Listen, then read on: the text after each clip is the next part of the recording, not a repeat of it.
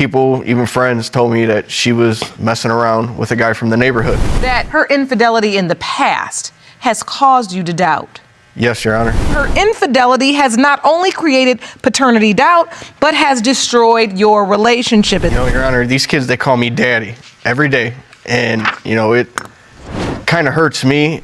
They do look exactly like They don't look like me. I mean, Nathan, he's got different futures than what I have. And, you know, little Sammy, he kind of looks more like Nathan, too. They both look alike, and we were not messing around. That's not what my friends told me. But when I confronted the gentleman about it, he came, you know, I was on the phone with him, and he told me they did mess around twice. Well, when I confronted her about it, she denied it. So I had him on the cell phone. And then when I confronted her with the cell phone with him on it, she started crying, and then she admitted to me she cheated on me once. The courtroom is in session under Judge Lauren Lake, and the atmosphere is heavy with uncertainty. This case unfolds not as a simple legal dispute, but as a deeply emotional confrontation between law, justice, and personal truth. At the center of the proceedings is a man who has come before the court seeking clarity, not just for legal reasons, but for peace of mind. He questions whether the children he has raised, loved, and publicly acknowledged are biologically his. This is the evidence stage in a divorce case where trust has already been eroded, and the last hope for resolution rests on science. The petitioner enters the court burdened by suspicion. He claims that infidelity during his relationship has created serious paternity doubt. He explains that people regret taking a DNA test, but living with unanswered questions has become unbearable. According to him, rumors, admissions of cheating, and troubling timelines have planted seeds of doubt that continue to grow. His request is clear: a DNA test that will finally confirm or deny what he fears. In this courtroom, the concept of justice in jurisprudence is not abstract, it is personal. Opposite him stands the mother of the children, firmly asserting that the man questioning paternity is, without doubt, the biological father. She acknowledges past mistakes and admits that her relationship history is complicated. However, she insists that the truth has never changed. She tells the court that although trust was damaged, biology is not influenced by arguments or accusations. Her position is that the DNA test will confirm what she has said all along, and she is ready to face the results. Judge Lauren Lake carefully guides the courtroom through the facts, emphasizing the relationship between law and justice. She makes it clear that this court is not here to punish mistakes, but to uncover the truth. Birth certificates, timelines, and testimonies are examined. The judge highlights that legal fatherhood and biological fatherhood are not always the same, especially when doubt enters the picture. This is where adverse inference in Evidence Act principles quietly apply. Refusal, delay, or avoidance of testing in the past has already influenced perceptions. As the case progresses, it becomes evident that this is not just about two adults. The children, though not physically present, are central to every word spoken. Their names, identities, and futures hang in the balance. The petitioner explains that if the children are not his, he wants legal corrections made. This brings child support implications into the discussion, reminding everyone that Supreme Court child support standards exist to protect the best interests of children, regardless of adult conflict. The courtroom lessens as details emerge about alleged cheating stories, emotional distance, and repeated cycles of separation and reconciliation. These accounts resemble stories often discussed on platforms like the Truth Changes Everything podcast or the Game Changing Attorney podcast, where real people confront life-altering evidence. Yet here, this is not a podcast episode. It is real life unfolding under oath. Judge Lake addresses the emotional strain clearly. She notes how paternity doubt can poison relationships, erode parental bonds, and destabilize families. She also acknowledges how adoption stories, full episodes, and celebrate recovery testimonies often reveal similar themes: people searching for identity, truth, and belonging. The judge reminds the parties that regardless of outcome, the children deserve stability, honesty, and care. When the DNA test results are finally introduced, the courtroom reaches a moment of absolute silence. This is the turning point, the moment people regret taking but cannot escape. The judge reads the results methodically, ensuring clarity and authority. Science speaks without emotion, but its impact is profound. The DNA test confirms biological relationships, directly addressing the doubts that brought everyone here. The petitioner learns that the children he questioned are indeed biologically his. The weight of suspicion collides with relief, regret, and accountability.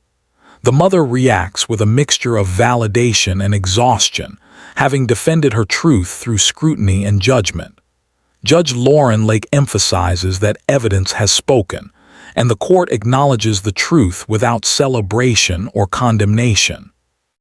Yet the case does not end with DNA alone. Trust, once broken, does not automatically heal. Judge Lake discusses how legal truth and emotional truth are not always synchronized. The court addresses the broader implications, how moving forward requires responsibility, communication, and in some cases, structured support similar to what is discussed in the Divorce Course podcast. The judge also explains that DNA confirmation does not erase past behavior or emotional damage. She speaks about the relationship between justice and healing, noting that while the law can establish facts, recovery is a personal process. This resonates with themes often explored in Celebrate Recovery testimonies, where individuals must confront their actions and rebuild integrity. As the courtroom prepares to conclude, Judge Lake reinforces the importance of putting the children first. She outlines expectations related to parental responsibility, emotional presence, and continued support. Child support obligations remain intact, and legal parentage is affirmed. The judge makes it clear that the court's role is to protect children from becoming collateral damage in adult conflict. This case stands as a powerful example of how the legal system intersects with deeply personal struggles. It demonstrates how DNA testing, while scientific, carries emotional consequences that ripple far beyond the courtroom.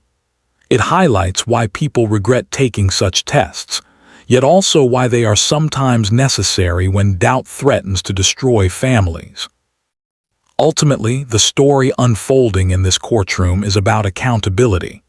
It is about facing evidence, accepting truth, and understanding that justice is not only about winning or losing.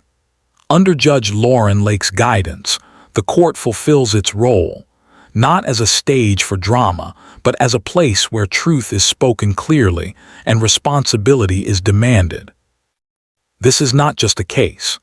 It is a reminder that when evidence enters the courtroom, lives are changed, identities are confirmed, and the line between doubt and certainty is finally drawn. As the courtroom remains focused under Judge Lauren Lake, the proceedings move beyond the immediate shock of DNA confirmation and into a deeper examination of consequences. The judge makes it clear that while science has answered the biological question, the emotional and legal implications still require careful attention.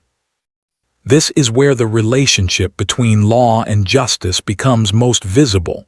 Truth has been established, but accountability must now follow. The petitioner is reminded that raising doubts publicly carries long-term effects. Judge Lake explains that when a parent questions paternity, it does not only challenge the partner's credibility, it also risks destabilizing a child's sense of identity. The court emphasizes that these cases are not entertainment, even though they resemble the intense narratives often discussed in DNA test cheating stories shared online or on various podcast platforms. Here the stakes are real and the impact is permanent. The judge revisits the timeline of the relationship, carefully summarizing how repeated accusations, mistrust, and unresolved conflict pushed the family to this point. She highlights that infidelity allegations, whether proven or not, often lead people to seek DNA tests believing they will bring peace. However, as frequently discussed in the Truth Changes Everything podcast, truth can also bring regret, guilt, and the realization that damage has already been done. Attention is given to the legal documents previously signed. Birth certificates, affidavits, and acknowledgments of paternity are discussed as binding legal instruments. Judge Lake explains that signing such documents carries responsibility, regardless of later doubts. This reinforces an important legal principle often examined in the Game-Changing Attorney podcast. The law values consistency, responsibility, and the welfare of children above personal conflict. The mother is questioned about her understanding of trust and honesty within the relationship. She reiterates that while mistakes were made, she never intended to deceive the court or misrepresent paternity. Judge Lake acknowledges her testimony, but also stresses that transparency at earlier stages could have prevented years of emotional strain. This observation aligns with discussions from the Divorce Course podcast, where unresolved issues often escalate into legal crises. The courtroom then shifts its focus to the children's future. Judge Lake speaks firmly about child support, emphasizing that Supreme Court child support guidelines exist to ensure children are protected financially and emotionally. She clarifies that child support is not a punishment for either parent, but a legal obligation rooted in the child's right to stability. This clarification removes any lingering confusion about responsibility now that paternity has been confirmed. The judge also addresses the concept of adverse inference in Evidence Act, explaining how hesitation or refusal to submit to testing in the past can influence legal interpretation. Although the mother ultimately complied, earlier delays contributed to mistrust. The court uses this moment to educate rather than condemn, reinforcing that cooperation with legal processes is essential when children's futures are at stake. As emotions rise, Judge Lake pauses the proceedings to remind everyone that the courtroom is not a battleground. She speaks about how cases like these often mirror adoption stories' full episodes, where identity questions surface later in life with even more emotional weight. By addressing paternity now, the court prevents deeper confusion and potential trauma in the future. The petitioner expresses mixed emotions, relief that the children are his, but frustration over the years of doubt and arguments. Judge Lake responds by pointing out that accountability does not end with DNA results. She explains that rebuilding trust requires consistent behavior, emotional presence, and a commitment to change. These lessons echo themes found in Celebrate Recovery testimonies, where individuals confront their own actions before healing can begin. The court also acknowledges the role of outside influences. Friends, rumors, and assumptions were allowed to shape perceptions without verified evidence. Judge Lake warns against relying on hearsay, noting that evidence, not speculation, guides justice. This reinforces the foundational concept of justice in jurisprudence. Facts must outweigh emotions, no matter how intense.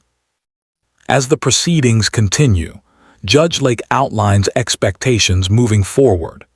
She emphasizes co-parenting responsibilities, respectful communication, and the importance of shielding children from adult disputes.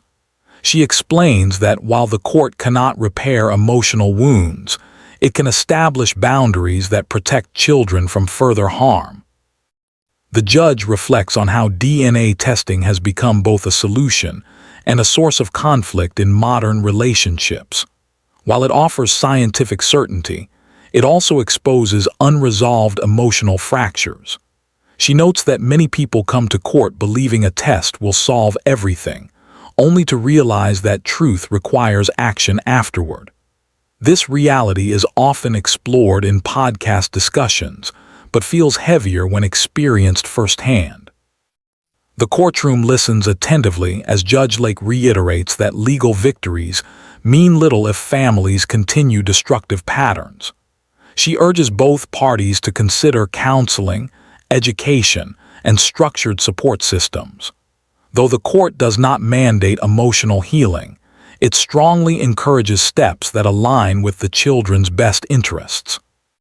As this phase of the case draws toward a pause, the atmosphere remains serious and reflective. The DNA test has spoken clearly, but the work ahead is more complex. Relationships have been tested, trust has been strained, and accountability now rests on both parents equally. This courtroom moment stands as a reminder that justice is not merely about proving facts.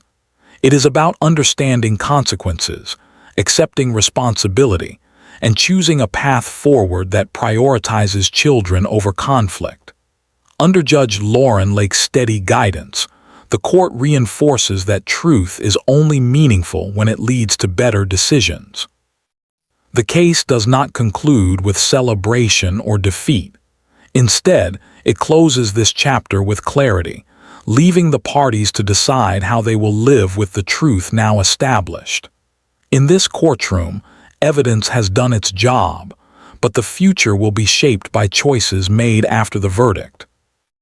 As the courtroom approaches its conclusion, Judge Lauren Lake takes a final, measured look at everyone involved.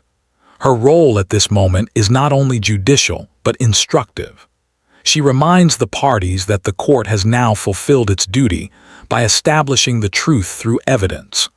What remains is how each individual chooses to live with that truth once they leave the courtroom doors behind.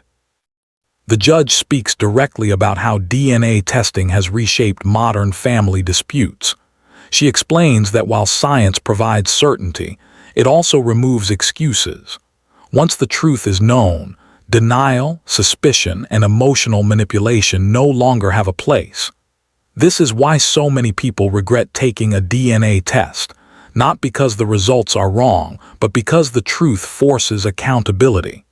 In this courtroom, truth has changed everything. Judge Lake reflects on how this case mirrors countless situations discussed in legal and relationship forums. From the Truth Changes Everything podcast to conversations about evidence and responsibility on the Game-Changing Attorney podcast. Yet she emphasizes that unlike a podcast, this case involves real children whose lives will continue long after the cameras stop and the audience leaves. The court revisits the emotional toll caused by prolonged doubt. Judge Lake explains that questioning paternity repeatedly, especially in moments of anger, can become a form of emotional harm. She stresses that words spoken during conflict do not disappear. They linger, shaping relationships and memories. This observation ties back to the broader relationship between law and justice. Justice does not exist solely to assign blame, but to prevent harm where possible. Attention turns again to the children, who remain the silent center of the case. Judge Lake reminds both parents that identity is foundational. Children deserve to grow up without questioning whether they belong or whether love is conditional. By resolving paternity now, the court has protected them from future uncertainty that could otherwise resurface during adolescence or adulthood. As often seen in adoption stories, full episodes where unanswered questions lead to lifelong emotional struggles. The judge reinforces that child support is not optional or negotiable. Supreme Court child support principles are designed to ensure that children receive consistent care regardless of adult relationships. She clarifies that child support is not a measure of affection or control. It is a legal recognition of responsibility. With paternity confirmed, that responsibility is now firmly established. Judge Lake also addresses the issue of trust moving forward. She explains that while the court cannot order trust to be restored, It can demand respectful behavior. She cautions against revisiting resolved issues, noting that continuing to weaponize past doubts would undermine any chance of stability. This advice echoes themes found in the Divorce Course podcast, where unresolved resentment often leads to repeated legal battles and emotional exhaustion. The mother is reminded that honesty must extend beyond the courtroom. Judge Lake explains that even when the truth ultimately supports one's position, the path taken to reach it matters. Delays, defensiveness, or partial disclosures can fuel suspicion and escalate conflict. The court frames this not as punishment, but as a lesson in transparency, one that applies to any relationship governed by trust. The petitioner is addressed with equal firmness. Judge Lake acknowledges his relief, but challenges him to reflect on his actions. She explains that doubt alone does not excuse repeated accusations or emotional withdrawal. The court emphasizes that fatherhood is not defined solely by DNA, but by consistent presence, protection, and emotional investment. These are responsibilities that begin anew, even after the truth is known. Judge Lake briefly references how cases like this often surface in Celebrate Recovery testimonies, where individuals confront patterns of mistrust, jealousy, or fear that undermine relationships. She notes that recovery begins not with blaming others, but with acknowledging one's own behavior. The courtroom grows quiet as this message settles. The judge then addresses the broader legal principle at play, the concept of justice in jurisprudence. She explains that justice is not about proving someone wrong, but about restoring balance where imbalance has occurred. In this case, balance was disrupted by suspicion and uncertainty. Evidence has now corrected that imbalance, but emotional repair remains a personal responsibility. Before concluding, Judge Lake revisits the role of evidence. She explains how adverse inference in Evidence Act principles serve as a reminder that cooperation with legal processes is essential. When parties avoid clarity, they invite speculation and conflict. By submitting to testing, the parties ultimately allowed the court to do its job and bring resolution. The judge offers final guidance, encouraging both parents to consider counseling or structured support. While not mandated, such steps are presented as tools for growth rather than signs of failure. Judge Lake emphasizes that seeking help is not weakness. It is an investment in the children's well-being. As the session nears its end, Judge Lake delivers a closing reflection. She states that this courtroom has witnessed pain, doubt, and confrontation, but it has also delivered certainty. The truth, once revealed, does not erase the past, but it does illuminate the path forward. Whether that path leads to healing or continued conflict is now entirely up to the individuals involved. The courtroom is reminded that this case will not be remembered for accusations or arguments, but for the moment evidence spoke clearly. DNA results resolved what speculation could not. In doing so, the court fulfilled its role as a guardian of truth rather than an arena for blame. Judge Lauren Lake adjourns the case with a final reminder: children should never bear the weight of adult mistakes. Every decision made after today must reflect that principle. The court has provided answers, but responsibility does not end here. It begins again, grounded in truth. As the parties prepare to leave, the atmosphere is solemn but clear. No applause follows, no dramatic celebration unfolds. Instead, there is a quiet understanding that something permanent has occurred. The questions that once haunted this family have been answered, and the future will now be shaped not by doubt, but by choice. This case stands as a powerful example of why the courtroom exists, not to sensationalize conflict, but to resolve it through evidence and fairness. In the end, the truth has been spoken, justice has been served, and the rest lies beyond the bench.